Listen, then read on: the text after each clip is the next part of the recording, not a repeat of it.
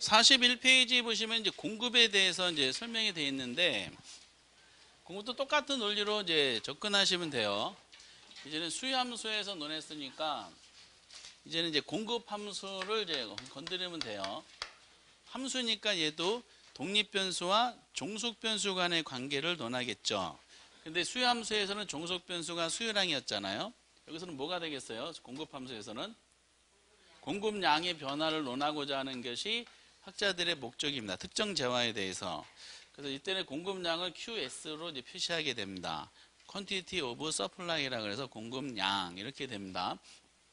그러고 나서 이제 이 공급량이라는 종속 변수에 영향 미치는 독립 변수 종류가 많겠죠. 공급자들은 뭐에 영향을 가장 많이 받으면서 공급량을 결정할까요? 그 물건의 가격일 거 아니야.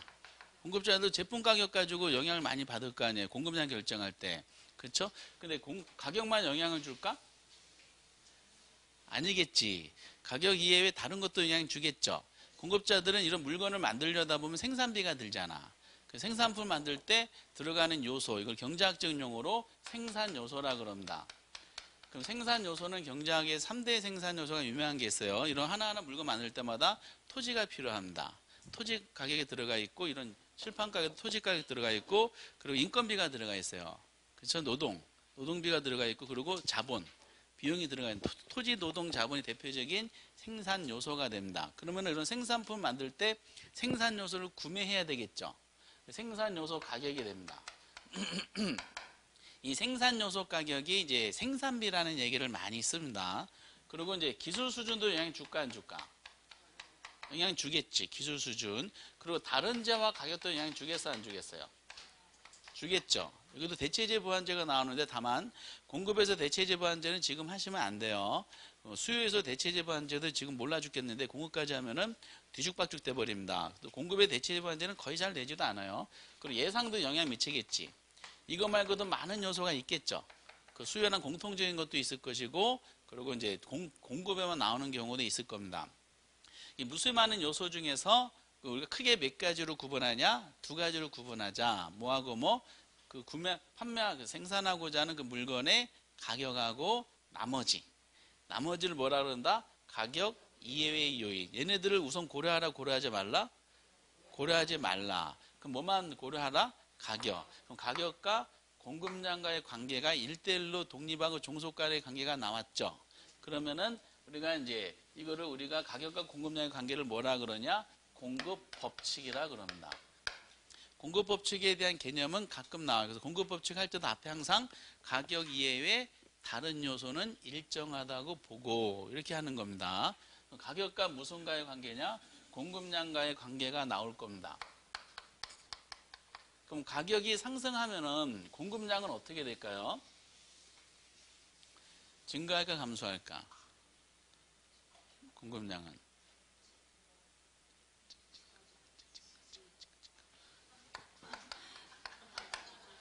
공급자들이 공급하는 목적은 소비자들과는 달라요. 소비자들은 물건을 구매해서 본인의 만족감 채우기 위한 거죠. 효용이란 말에서 효용 극대화에 대비해서 공급자들은 이윤을 극대화하는 거야. 근데 이게 다 일정하다 그랬죠. 예를 들어서 생산비가 만약에 5,000원이다. 생산 원가가 5,000원인데 물건의 가격이 10,000원이야. 그러면은 5,000원을 만들어서 10,000원을 팔면 이윤이 얼마 남아요? 5,000원 남죠. 근데 제품가 계속 비싸죠. 2만원, 3만원, 10만원 계속 높아지면은 그만큼 어떻다? 이윤이 점점 커지겠지. 그럼 가격이 올라가면 더 생산해야 돼? 덜 생산해야 돼? 더 생산해. 이때다라고 해가지고 생산을 많이 합니다. 그럼 가격이 하락하면은 공급량은 어떻게 되겠어요? 감소하겠지. 이윤이 점점 주니까 감소할 겁니다. 그럼 가격이 움직인 방향과 공급량이 움직인 방향이 지금 같은 방향이 반대 방향이야. 같은 방향, 가격 상승, 공급량 증, 가격 하락, 공급량 감소. 이처럼 가격과 공급량의 관계가 지금 동일 방향으로 움직였죠. 이거를 가격과 공급량과의 정해관계라 그래요. 이 정해관계는 가격과 공급량이 동일 방향으로 움직인다는 뜻이죠. 이 동일 방향으로 움직인다는 것을 비례관계라 그럽니다. 비례. 이거를 우리가 뭐라 그런다? 공급 법칙이다라고 하는 겁니다. 공급 법칙에 대한 개념을 그래서 알고 계셔야 돼. 그럼 공급 법칙을 이제 그 말로 설명하는 것이 아니라 뭐로 설명하라? 그림으로 설명하는 거야. 그래프로. 그랬을 때 아까 수요 법칙에서 수요 곡선이 나왔던 것처럼 공급 법칙에서 뭐가 나와요? 공급 곡선이 나오게 됩니다. 그럼 공급 곡선을 이제 그럴 때 여기다 이제 공급량을 이렇게 잡고요. QS로 잡고 가격이 P0일 때 공급량이 만약에 Q0다. 이게 A점이다. 가격이 P2로 상승했다. 공급량은 어떻다? 증가하죠. Q2라 그럴까요? 요거를 B점이라 그럴까? 가격이 P1으로 하락하면 공급량은 줄어들겠지. 이거 C점이라 그럴까요? 그러면 A, B, C를 연결하면은 이러한 서플라이 커브가 나옵니다. 공급 곡선이 나와요. 이 모양이 무슨 모양이야? 이건 우상향이야. 아까 이렇게 그리면 우향이라 그랬죠? 이렇게 그리면은 우상향 형태를 가지게 돼요. 그래서 수요곡선과 반대로 움직이죠. 그래서 공급곡선의 모양이 우상향이라는 것도 알고 계셔야 돼. 공급 법칙이라는 그 개념과 공급곡선 모양 두 가지 우선 알고 계시면 돼요. 그 다음에 논점이 이거는 가격에 의해서 공급량이 변한 걸 말하잖아요. 그럼 가격 말고 다른 것도 영향을 나중에 주겠어, 안 주겠어? 주겠지. 그러면 이제 우리가 논점을 이제 삼을 수가 있습니다.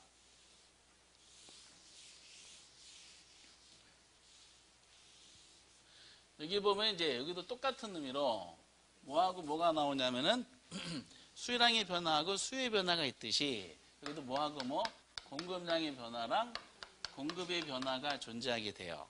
공급량의 변화는 아까 공급 법칙이기 때문에 가격이 변해서 공급량이 변했죠. 공급량이 변한 원인이 해당자와 가격이 변해서 공급량이 변한 거잖아. 그쵸? 이거를 어떻게 표현한다? 공곡선상에서 무슨 이동? 점의 이동으로 이렇게 하나의 곡선상에서 왔다 갔다 하면서 양의 변화를 설명하고 있어요. 그래서 이거를 공급 곡선상에서의 점의 이동, 이걸 뭐라 그러자? 공급 양의 변화라 그러자. 아까 수요량의 변화에서 수요를 공급으로 바꾸면 돼. 똑같아요. 근데 이제는 뭐가 일정하다? 가격이 일정한 상태에서 우상의 형태를 가지고 있는 공급곡선이 가격 말고 다른 게 영향 주자 애가 우측으로 좌측으로 움직여가지고 양의 변화를 표현하고 있어요. 그럼 원인은 뭐겠어요? 해당자 영향 주지 않은 거니까 해당자와 가격 이외에 다른 요인에 의한 뭐다? 공급량이 변한 거를 어떻게? 공급 곡선 자체의 이동으로 변하는 거. 우리가 이거를 뭐라 그러자? 공급의 변화라 그러자. 우측으로 이동한 것이 뭐겠어요? 공급이 기존보다 늘었죠. 증가. 좌측으로 이동한 것이 뭐다? 공급이 감소가 됩니다. 그러니까 똑같아. 뭐랑 똑같아? 수요랑 똑같아. 수요랑. 둘 다 우측 이동, 좌측 이동, 우상향, 우하향 형태에서 우측 이동은 전부 다 증가하고 좌측 이동은 전부 감소가 되는 겁니다. 그러면은 이 공곡선 자체를 움직이게 만들려면 가격 말고 다른 게 영향을 줘야 되잖아요. 가격을 다른 요소 중에 여기가 이게 있죠. 생산 요소 가격이 만약에 상승했다. 공급이 증가할까 감소할까? 공급은 감소하겠지. 생산비가 비싸졌으니까. 가격은 10,000원 그대로인데 만약에 원가가 계속 올라가다면 이윤이 점점 줄죠. 그러다가 가격보다 생산 원가가 높아지잖아요. 그러면은 공급을 중단해 버려야 돼. 그런 식으로 이 생산 요소 그리고 기술 수준이 발전하면은 공급이 그만큼 어떻게 될까? 증가돼요. 근데 이 두 가지가 되게 중요해. 생산 요소 가격하고 기술 수준 두 가지가 공급에 주로 나오거든요. 왜냐? 얘는 공급만 영향을 미치는 요소이기 때문에 그렇습니다. 그러면 무슨 뜻이냐? 생산 요소 가격이 만약에 상승해서 수요는 어떻게 될까요? 수요는 아무런 관계가 없어. 수요는 변하지 않아. 만이라 그랬잖아. 만이란 말은 only you 뭐 이런 것도 있잖아요. 오로지 당신. 그래서 공급만 영향적이지 얘는 수요가 변하면 안 돼. 나중에 균형할 때 엄청 중요한 요소가 됩니다. 그리고 이제 다른 자와 가격은 할 필요는 없고 지금은 그리고 예상이 있어. 예상. 그럼 아까 전에 우리가 예상을 수요 쪽에서 잠깐 봤었잖아요. 미래에 대한 예상은 수요와 공급이 동시에 영향을 받거든요. 예를 들어서 지금 이제 어떤 물건의 가격의 상승이 예상된다 그랬어요. 그러면 수요는 아까 어떻게 됐었어요? 수요는 증가했었죠. 공급은 어떻게 될까요? 올라갔고 예상 공급은 이게 뭐하기 일부일전이야? 그렇죠. 증가는 이거부터 시작하잖아. 이 모양이 되게 중요하거든요. 왜냐면 현장에서도 그 옆에 있는데 이런 식으로 해가지고 주고받는 입모양에서 싹 드는 합격률이거든요. 그래서 이제 공급은 줄어들겠지. 왜냐면 올라갈 걸로 예상되는 물건을 판매하는 사람들은 지금 안 팔아요. 나중에 팔겠죠. 그렇죠. 그래서 매점 매성하는 거니까. 근데 가격 하락이 예상이 된대. 아까 수요가 어떻다 그랬어요? 감소하겠지. 하락이 예상되면 지금 사면 안 되잖아. 공급은 어떻게 될까? 증가되겠지. 하락이 예상되는 물건을 갖고 있는 사람들은 지금 갖고 있는 것 자체가 고통이야. 그러니까 이거를 손해를 덜 보기 위해서 시장에 물고 막 쏟아부어요. 이렇게. 그렇죠? 이런 등등등. 그래서 이 가격 변화에 대한 예상은 수요와 공급에 동시에 영향을 줘요. 근데 소비자 공급자들이 그 원인에 대해서 행동하는 의사결정이 반대로 이루어지게 됩니다. 이렇게. 그리고 공통적인 나머지 다 공통적인 상황이 많은데 이 생산 요소와 기술 수준, 공급만 미치는 것이고 상식적으로 접근하시면 되겠어요. 그런데 나머지는 이제 생략하고 그 최소한 이제 공급 법칙이라는 요 가격과 공급이 같은 방에 움직인다는 거랑 공급선 모양의 우상향 형태를 갖고 있는다는 요거는 기억을 한번 해줘 보시기 바랍니다. 이렇게. 그래서 수요 쪽으로 정밀하게 이제 논리를 따지시고 공급은 이제 서포트하는 형식으로 그 수요에다 덧칠만 하면 돼요. 이렇게. 그런데 우상향 모양을 가지고 두 가지를 이제 언급한 이유가 있어요. 그러면 이제 소비자 공급자들이 이런 행동을 쭉 보였어요. 행동을 보이면 이 사람들이 만나야 돼. 어디서 만나야 돼? 시장에서 만나야 되고요. 시장에서 사고자 팔고자 하는 그 금액과 수량을 결정해야 돼요. 그 합의점에서 이루어지겠죠. 이거를 균형이다라고 얘기를 하게 되는 겁니다. 시장 균형의 결정. 그래서 균형에 대한 부분이 우리 책에서는 어디 설명되어 있냐면은 42페이지에 이제 등장하게 됩니다. 이건 이제 역할 다 했으니까 이제 지우고요. 이 소비자들하고 공급자들은 서로 상반된 행동을 보여요. 가격에 대해서. 근데 이제 그 소비자들은 가격 변화에 대해서 수요량을 결정할 때는 이러한 행동을 보인다 그랬죠? 우상 형태. 동일한 제품 가격의 변화에 대해서 공급자들은 이러한 행동을 보이게 됩니다. 우하향, 우상의 형태입니다. 근데 소비자 공급자들이 본인의 주장을 굽히지 않잖아요. 물건은 거래할 수가 없어. 소비자들은 싸게 구매만 하려고 그러고 공급자들은 비싸게 팔려고 그래. 그럼 합의점이 안 일어나요. 합의점이 일어나려면 상대방을 존중해야 돼. 존중한다는 건 소비자들은 내가 너무 싸게 원했구나. 좀 더 비싸게 공급자한테 지불할 생각이 있다는 것을 표시해 줘야 돼. 그럼 내가 이런 모습을 가지게 되고 공급자들은 우리가 너무 지나치게 비싸게 원했구나. 좀 싸게 팔 용의가 있다는 걸 협상 과정에서 우리가 이제 결정을 해야 됩니다. 그럼 서로 의사결정을 조율하는 과정 중에 합의점이 딱 생기죠.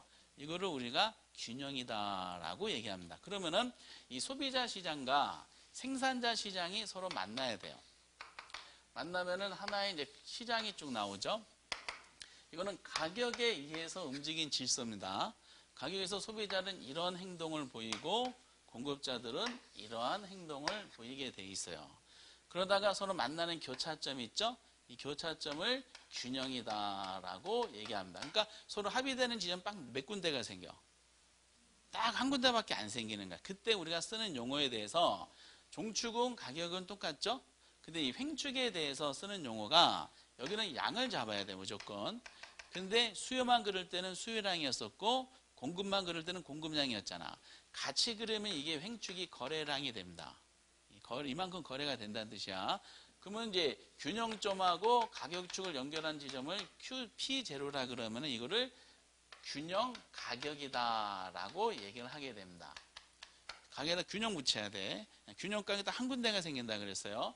그리고 균형점하고 양축을 연결시켰을 때 이거를 이제 Q0라고 예를 들면 이거를 균형 양이라 그럽니다.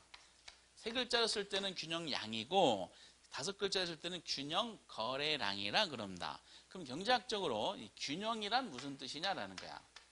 여기 두 가지 주제가 나오죠. 그리고 경제학적으로 표현한 거를 한번 우리 시험에 맞춰서 풀어보도록 하겠어요. 지금 이것이 수요자 공급자들이 의사결정에서 뭐에 영향을 받아서 의사결정한 거예요? 가격에 의해 영향을 받아 의사결정한 거잖아. 우하향, 우상향, 수요 공급선이니까 균형이란 가격 이외에 다른 요인이 영향을 주지 않는 한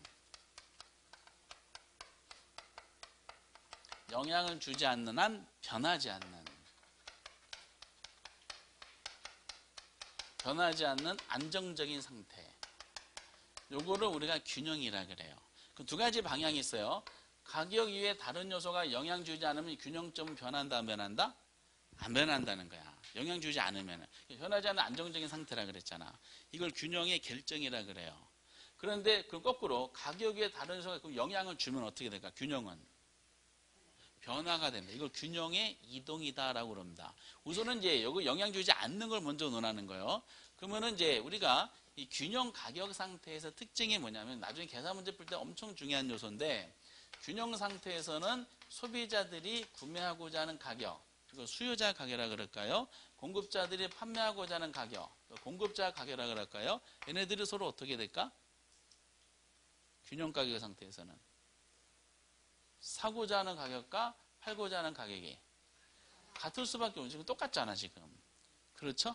그리고 균형량 상태에서는 소비자가 구매하고자 하는 양, 수요량하고 공급자가 판매하고자 하는 양이 있죠? 공급량이 서로 어떻게 될까? 얘네들도 같아요. 그러니까 양하고 가격이 똑같은 지점은 균형점 딱 한 군데밖에 없습니다. 이거를 X제라고 한번 가정해 보도록 하겠어요. X제에 대해서 서로 구매하고자 합니다. 근데 이 상태에서 공급자들이 지나치게 욕심 부렸어. 그럼 지나치게 욕심 부리다는 비싸게 팔고자 하는 거야? 싸게 팔고자 하는 거야? 그럼 균형 가격보다 높은 가격이 형성이 돼 있겠지. 그렇죠? 그럼 균형보다 높은 가격에서는 공급량은 증가하겠어요? 감소하겠어요? 공급량은 가격이 높아지면 공급량은 여러분 아까 전에 공급 법칙이라는 거 제가 말씀드린 적이 있나요? 공급 법칙은 가격과 공급량이 같은 방향이라 그랬죠. 가격이 올라가면 공급량은 원래는 Q제로에서는 P제로에서는 공급량이 이만큼이었잖아. 공급량. 가격이 비싸졌지. 공급량이 점점 늘어날 거 아니야. 공급량이 여기까지 되고요. 가격이 비싸지면 수요량은 증가해요, 감소해요? 수요량은 점점 줄어들 거 아니야. 여기까지 수요량이 줄겠지. 그럼 균형보다 높은 가격 수준에서는 그럼 공급이 많아요, 수요가 많아요? 그렇죠. 공급이 수요보다 능가한 형태. 우리가 이거를 뭐라 그런다? 초과 공급이다라고 얘기합니다. 공급이 수요보다 많다고 초과 공급이야. 그럼 초과 공급 상태에서는 공급자들이 좋을까요? 나쁠까요?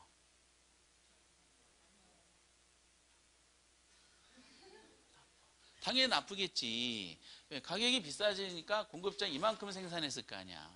근데 판매되는 요밖에 판매가 안 되잖아요. 그 초과 공급량만큼이 안 팔려가지고 재고로 쌓여 있는 거예요. 그럼 재고품이라는 것은 이 재고품을 생산할 때 생산비가 회수가 안 되잖아요. 그만큼 이윤에 엄청난 부작용이 생기겠죠. 그럼 공급자는 어떤 생각하겠어요? 야, 우리가 지나치게 욕심 부려서 안 팔리는구나. 그러면 이제 이거를 해결하는 방법은 어떻다? 스스로 가격이 내려갈 수밖에 없어요. 그럼 시장이 초과 공급 상태라 그러면 가격이 하락하게 될 것이다. OX. 맞게 되겠지. 스스로 가격이 내려가. 내려가면은 수요량이 회복이 되겠죠? 공급량은 줄어들 거 아니야? 그럼 다시 어디로 돌아와요? 균형으로 돌아옵니다, 이게. 이거를 시장의 힘이라 그럽니다. 시장의 힘. 그런데 균형보다 가격이 X제가 낮은 가격이 형성이 돼 있어. 소비자들이 지나치게 욕심부린 경우죠. 그럼 가격이 낮아지면 수요량은 증가하겠어요? 감소하겠어요? 가격이 낮아지면 수요량은 증가할 거 아니야. 수요 법칙이라는 거 들어본 적이 있으세요? 수요 법칙 말씀드린 적이 없는데 어쨌든 이제 그런 거야. 가격 하락하니까 여기 있던 수요량이 이만큼 늘어나는 곡선상의 점유이동으로. 그리고 가격 하락하면 공급량은 어떻게 될까? 줄어들죠. 여기 있던 것이 이만큼 줄어듭니다. 그러면 균형보다 낮은 가격 상태는 수요가 공급을 능가하죠. 그렇죠? 이 상태를 우리가 뭐라 그런다? 초과 수요다라고 얘기를 하게 됩니다. 이거를 작년에 문제 보면은 정책론에서 낼 때 균형보다 낮은 가격에서 초과 수요가 돼야 되는데 이걸 초과 공급이라 그랬었어요. 우리 무시해도 유분수인 지문이 나왔었어요. 어쨌든 그런 거야. 그럼 시장이 초과 수요 상태가 되면은 소비자들이 좋을까요? 나쁠까요?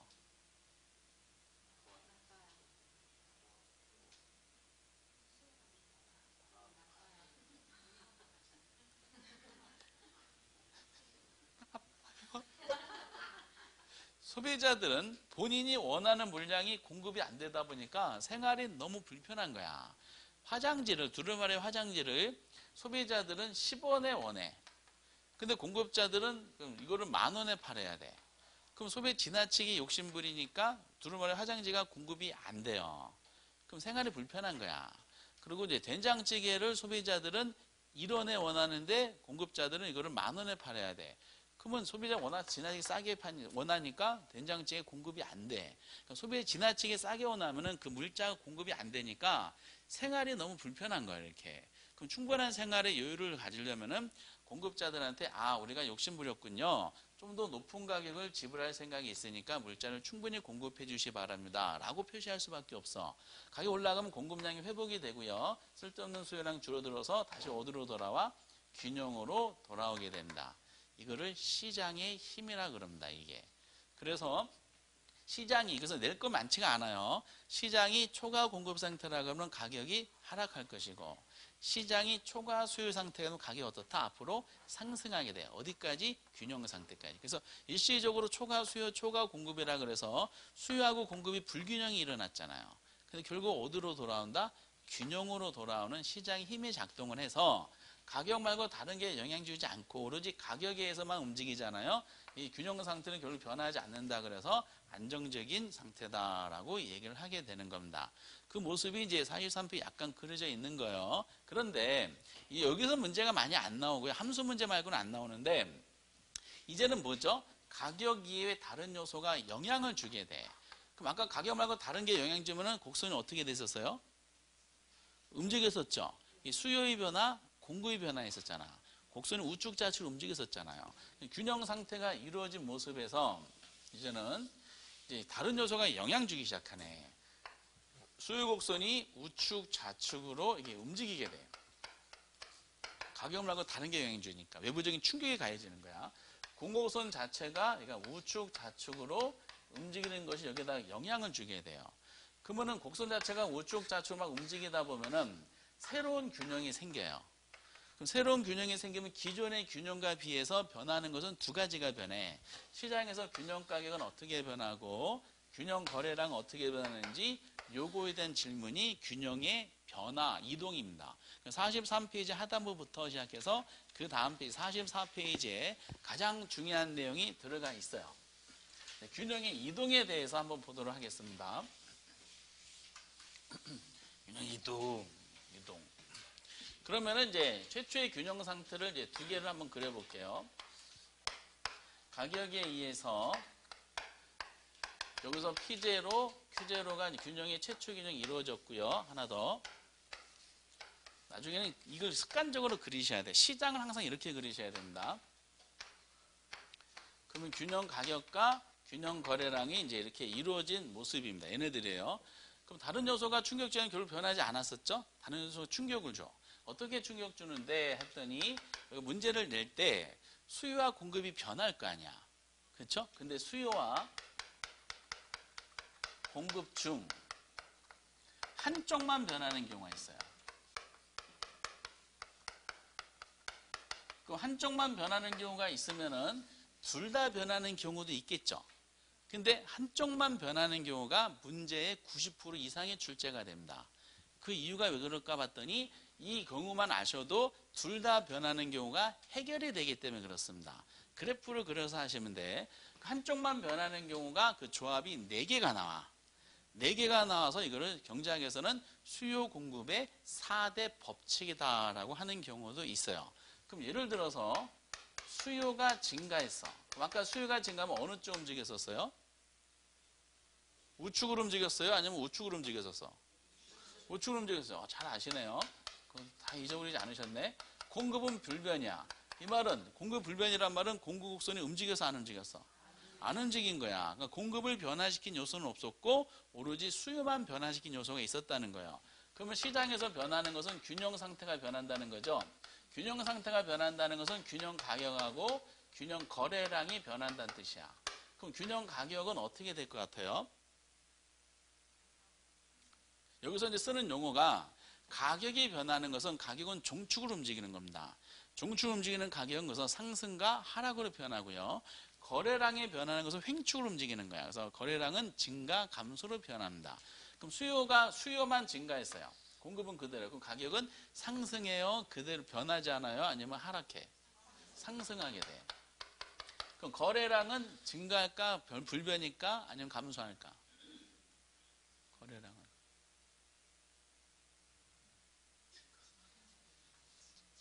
얘는 증가하게 돼요. 이렇게. 그러면 이제 공급 곡선은 불변이니까 얘를 움직이는 요소가 없으니까 얘를 그대로 잡고, 아까 수요가 증가하면 곡선은 어느 쪽 움직였었죠? 우측으로. 이게 수요 곡선은 우측으로 이렇게 움직여요. 어떤 분은 이동시키라고 할 때 부들부들 떨어서 이동 못 시키던데, 얘가 우측으로 이렇게 움직이잖아요? 그럼 새로운 균형점이 생겼어요. 그럼 최초의 균형과 새로운 균형을 비교해봤더니 가격은 어떻게 됐어요? 상승하고 거래량은 증가한 것이 확인하게 됩니다. 이렇게. 그러면 이제 반대로 수요가 감소했어요. 근데 공급은 그대로야. 그럼 가격은 어떻게 됐을까? 가격은 하락하게 됩니다. 거래량은 감소하게 돼 있어요. 보면 알 수 있겠죠? 공급은 그대로인데 수요가 감소하면 아까 어느 쪽 움직였었죠? 좌측으로 움직였었어. 그럼 곡선 자체를 왼쪽으로 이렇게 움직이셔야 돼. 그럼 여기 새로운 균형이 생겼지. 최초의 균형과 비교했을 때 가격은 하락하고요. 거래량 어떻다? 감소하게 되는 겁니다. 수요만 변했을 때 내용이 이제 두 가지가 형성이 되는 거죠. 그럼 그림만 그리면 돼. 우측 좌측으로 움직이면 하면은 간단해요. 처음부터 그래프를 그리면서 해석하시면은 나중에 다른 거 풀 때도 도움을 받습니다. 경제학은 그래프 학문이야. 근데 반대로 수요는 변하지 않았는데 공급만 증가하는 경우가 또 있어요. 그러면 가격은 어떻게 됐을까? 이제는 이제 감이 생기겠죠? 하락하고 거래량 어떻게 됐을까? 거래량은 증가야, 불변이야, 감소야? 증가되겠지.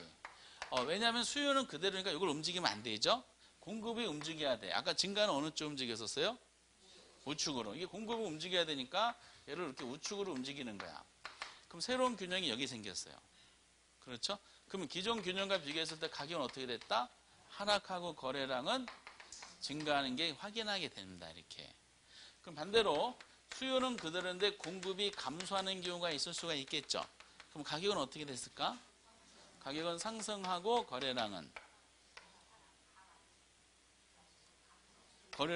감소하게 됩니다. 왜냐? 공급이 감소했으니까 곡선은 어느 쪽 움직였어? 좌측으로 이렇게 움직이게 돼요. 좌측 여기 새로운 균형이 생겼죠? 가격은 상승하고 거래량은 감소하게 되는 겁니다. 처음에는 그래서 이렇게 그림을 이제 4개를 그려서 가지고 이런 의미를 가지구나 하고 시각적으로 인식하시다 보면은 말씀드렸듯이 다른 문제 풀 때도 엄청 도움을 받게 됩니다. 이렇게 나중에 정책론 들어가면 전부 그래프로 설명해야 되니까. 왜냐 어떤 정책을 시행했을 때는 정부는 수요를 움직이는 정책이 있고 공급을 움직이는 정책을 시행하거든요. 그에 따라서 이제 정책의 효과를 물어봤을 때 그 결과적인 내용을 암기가 아니라 이해를 하셔야 돼요. 그럼 요거를 알고 계셔야 돼요. 이 4가지가 제일 많이 나옵니다. 수요공급의 4대 법칙이야. 이렇게. 그러면은 두 번째는 수요공급이 둘 다 동시에 변하는 경우가 있는데 동시에 변하는 경우는 조합이 총 12가지 현상이 나타나. 시장에서 관찰되는 것은. 근데 12가지 현상 공부할 필요도 없어. 12가지 현상이 전부 다 이 내용만 이해하시면 해결이 되기 때문에 그래요. 이건 나중에 한번 논하도록 하겠어요. 근데 여기서 이제 실제 시험을 한번 말씀드려 볼게. 지금은 수요가 변했고요. 공급이 변했다는 것을 직접적으로 설명해 드렸잖아. 근데 이런 형식으로 시험에 나오는 경우는 거의 없어요. 이게. 요거를 해석할 수 있느냐에 대해서 물어봐. 그러면 수요를 움직이고 공급을 움직인다는 요소는 아까 수요의 변화하고 공급의 변화에서 공부를 하셨잖아요. 대표적인 거 한번 몇 문제만 집어넣어 보도록 하겠어요. 다음은 수요 곡선을 우하향하고 공호소는 우상향하고 있는 뭐 아파트 시장에 대한 설명이다. 뭐 틀린 것은 옳은 것은 막 이렇게 문제를 내요. 그러면 이제 예를 들어서 보기 1번에 소득이 증가하면은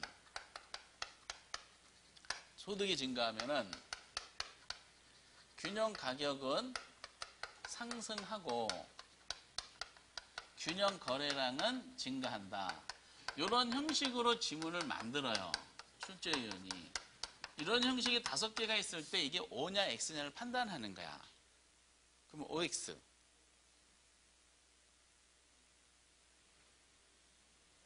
뭔 얘기 하는 거예요? 뭐 그 얘기 하는 거죠? 이거를 해석하려면 2가지를 아셔야 돼. 문제상에 제시된 그 주어진 예문 하나하나가 수요인지 공급인지 요인에 대해서 잡으셔야 되고, 2번째는 방향을 잡아야 돼. 요인 방향. 여기 소득이 나왔죠? 소득 나오면 공급은 어떻게 된다 그랬어요? 공급은 아무런 관계가 없다 그랬어. 왜냐? 소득은 뭐만 미친다? 수요만. 그래서 아까 그게 중요한 거야. 그럼 이거 소득 나오는 얘는 수요야.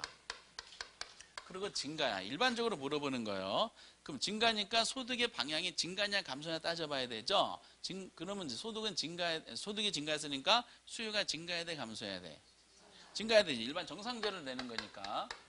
결국 이 문제를 뭘 낸 거다? 수요가 증가한 걸 낸 거야. 몇 번 낸 거야?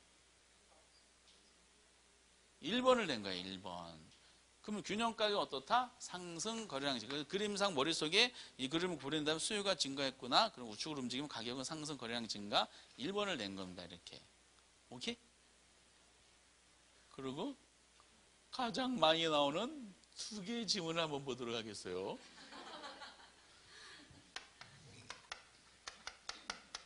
생산 요소 가격이 상승으로 해볼까? 상승하면 균형 가격은 상승하고 균형 거래량은 감소한다. 요거는 올까 X일까? 먼저 요인. 생산 요소 가격 나왔죠? 수요는 어떤 방향 움직여? 수요는 변하지 않아. 왜냐면 아까 공급 변화 요소할 때 생산 요소 가격과 기술 수준은 공급만 미치는 거라 그랬어요. 그래서 예를 들어 건축 원자재 가격이 뭐 상승했다, 토지 가격이 상승했다, 뭐 노동자들의 임금이 상승했다, 이런 식으로 나오면 전부 다 생산 요소 가격이 비싸진 거냐. 얘는 뭐에 미치는 거다? 공급에 미치는 거야. 그래서 공급이 나와서 이거 나오는 중에 공급이 딱 떠오르셔야 돼. 그러면 4가지 중에서 2개 탈락하고 3, 4번 중에 하나야. 3, 4번을 판단하면 뭐를 알아야 돼? 방향을 알아야 돼. 그렇죠? 그러면 생산 요소 가격이 상승했어. 얘는 공급이 어떻게 돼? 증가해야 돼? 감소해야 돼?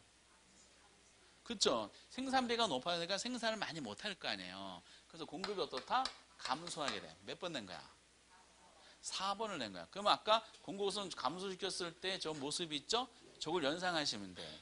그럼 가격은 상승, 거래량 감소, 5가 되는 겁니다. 이렇게. 이런 게 5개가 있어요. 한 지문당 10초. 지금은 한 지문당 해석하는데 10년 걸리거든요. 근데 10년이 나중에 시험 당일날은 이게 3, 4초 만에 해결하시더라고. 그리고 우리가 경지라 그래, 경지. 특히 여러분 일찍 시작하시는 분들은 다 그렇게 되고요. 그리고 이제 수요 면에서 가장 많이 나오는 거 한번 해볼게요.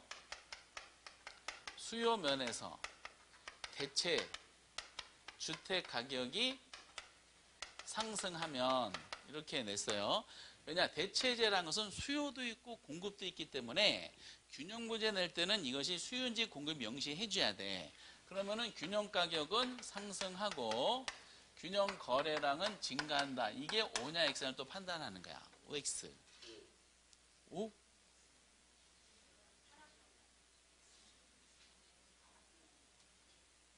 O예요? 아니면은 O예요? 여기 수요라고 나왔죠? 수요 나왔기 때문에 얘는 뭐다? 수요야. 그러면 3, 4번은 탈락되죠? 1, 2번이야. 그럼 대체주택 가격 상승이 문제 타입은 해당자와 수요에 미친 영향이잖아. 수요가 증가요소에는 감소요소야. 증가요소지. 왜냐? 아까 대체주택 가격이 상승하면 소비자들은 대체주택 사겠어? 이거 비싸니까 안 살 거 아니야. 대신에 이 수요가 어디로 몰려? 문제에 나와 있는 해당자로 몰려올 거 아니에요. 그러니까 수요는 어떻다? 증가. 수요 증가를 낸 거야. 그럼 몇 번 낸 거다? 1번을 낸 거야. 그럼 가격은 상승, 거래량 증가 맞게 되는 거지.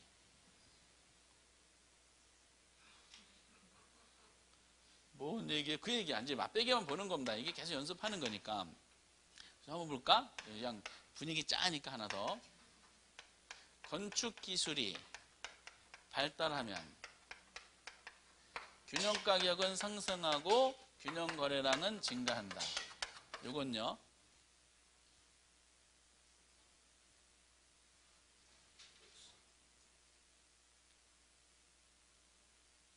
뭐 하길 보이시냐? 그렇죠. 정확하십니다. 주고받는 이 모양새 싹튼 합격률이에요. 지금 건축 기술이 나왔죠. 그럼 얘는 수요야, 공급이야? 공급이야. 문제 푸는 방법을 이제 하나씩 짚어보는 거예요. 그럼 3, 4번 중에 하나지. 공급 1, 2번은 벌써 탈락됐어요. 그럼 이제 방향만 잡으면 돼. 건축이 발달했어. 그럼 공급이 어떻게 될까? 증가된 거야. 몇 번 낸 거야? 3번 낸 거야. 공급이 왼쪽으로 움직이는 거죠? 왼쪽으로 움직이면 가격이 어떻게 된다? 상승은 맞죠? 그럼 거래량은 어떻게 된다? 증가요? 감소해야지. 아니다. 잘못했다. 공급이 이제 증가했다 그랬죠? 그럼 가격은 어떻다? 상승이 아니라 얘는 하락하고 거래량은 증가. 요거는 맞겠지. 그러면 전체적으로 X가 되는 겁니다. 왜냐? 공급이 증가했으면 몇 번 낸 거다? 3번을 낸 거니까 그렇습니다.